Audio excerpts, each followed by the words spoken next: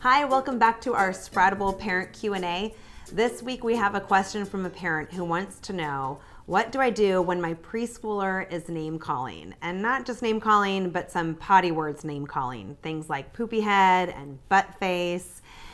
This parent has tried ignoring it, but it's just not working. So what else can we do? And I know that the inclination is to try to ignore it or just hope that it will go away. But what happens for kids is they really want us to notice them.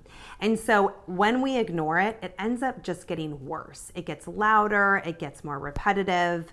So every time they call somebody a name or they use one of those potty words, I immediately nip it in the bud. So I say, oh, that's a potty word. You can go use it in the bathroom. Go on ahead. Go ahead. Or if it's directed at somebody, then I just say, that feels really hurtful. Can you try that again? And I usually either give them the script or give them a suggestion. So I might say, that sounds really hurtful. I think that you can say, I'm really frustrated, or can you please give me some space? So I really try to encourage them on what else to do or what to say other than just being hurt. But sometimes these names, it really isn't about the actual word itself. It's about how do they make you feel as the parent. So if it is just annoying or a little irritating or just silly, then that's really the code for notice me, involve me usefully. So I might just say, go ahead and use it in the bathroom. And hey, when you're done using those words, I'd really love your help to come feed the dog. You know, really it's their bid for connection, but they're settling for attention. So just redirect them to be able to accept their bid for connection. So you're not redirecting them to go away, you're redirecting them to be included into some way that you're connected. So often kids think the only way to be seen and heard is with those big ticket words. They're feeling ignored in other ways, but as soon as they say those kinds of words, the grown-ups immediately look at them. And the misconception is that if we acknowledge them for it or we attend to them, then they're gonna think, oh, I can keep using those words. But it really is the opposite. They really are seeking that connection from you. And so we've got to connect with them in a totally different way and give them something else to do. The other times when kids will use those words, it really does land in a hurtful way. And in this way, it really is the code that I'm hurting, validate my feelings.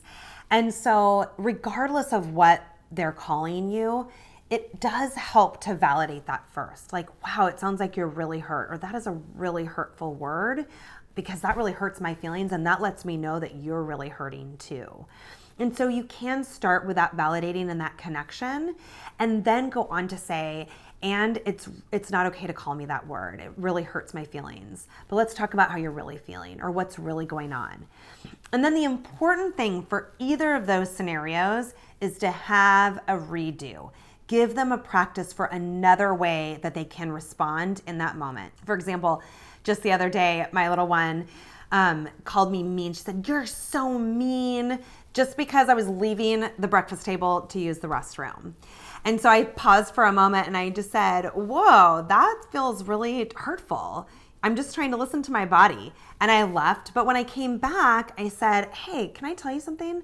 When you called me, a meanie head, that actually really hurt my feelings. And so can we have a redo around that? And then I did a little playful do-do-do. And I said again, oh, I'm gonna go use the restroom, and gave her the script to say, oh, you're listening to your body. And it gave her a chance to really save face and for us to reconnect as well. So when you can have that chance at a redo and to practice another way of saying something or communicating to each other can really help our kids. A redo is really important to teach that socially acceptable behavior, and they are not going to learn it unless they have a chance to practice it. And I always say that the way that our kids behave in the home, the way that they practice at home, is the way that they act outside of the home. So it really is tempting to want to just kind of let it go or ignore it or just get on the other side of it, but really address it, really teach and practice at home so that it's automatic and so that it's automatic outside the home. So you are not alone. All kids use potty words, all kids call names, and just remember how they practice at home is how they act outside of the home. Thanks so much for writing in. Remember to send us your questions, and we will see you next time. Real moments our learning moments.